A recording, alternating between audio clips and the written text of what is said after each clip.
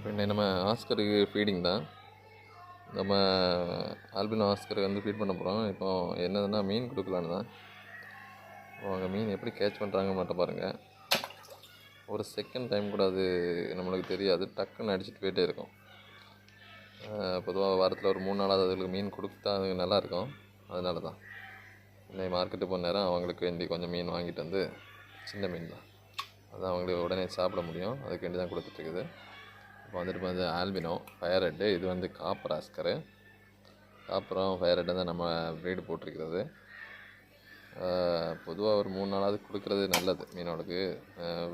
நம்ம பொதுவாக இண்டோரில் உள்ள மீனோளுக்கு நீங்கள் கொடுத்தீங்கன்னா தண்ணி சீக்கிரம் நாசம் ஆகும். நமக்கு அப்படி இல்லை, இது வந்து வெளியில் சிமெண்ட் டேங்கர் இருக்கிறதுனால அவ்வளோ சீக்கிரத்தில் ஒன்றும் பண்ணாது. உங்களுக்கு வாட்ரு நல்ல கண்டிஷனாகிட்டே இருக்கும். அதுவும் இல்லாமல் அடிக்கடி வாட்டர் சேஞ்ச் பண்ணுவேன் கண்டிஷனாக பார்த்து, அதனால் ஒன்றும் பண்ணாது. பொதுவாக அது எவ்வளோ சாப்பிடுதுன்னு பார்க்குறதில்ல, ஒரு குறிப்பிட்ட அளவுக்கு மேலே அது கொடுக்கக்கூடாது. வாயில் வச்சுட்டு திரும்ப அது அப்படியே தண்ணியிலே வேஸ்ட்டாக போட்டுரும். அதனால் ஓரளவுக்கு அது நமக்கு தெரியும் எவ்வளோ கொடுத்தா போதும் அப்படின்னு. ஏன்னா லைஃப் ஃபீடான அதிகம் கொடுக்கணும்னு அவசியம் கிடையாது, கம்மியாக கொடுத்துட்டு கொடுத்துடலாம்.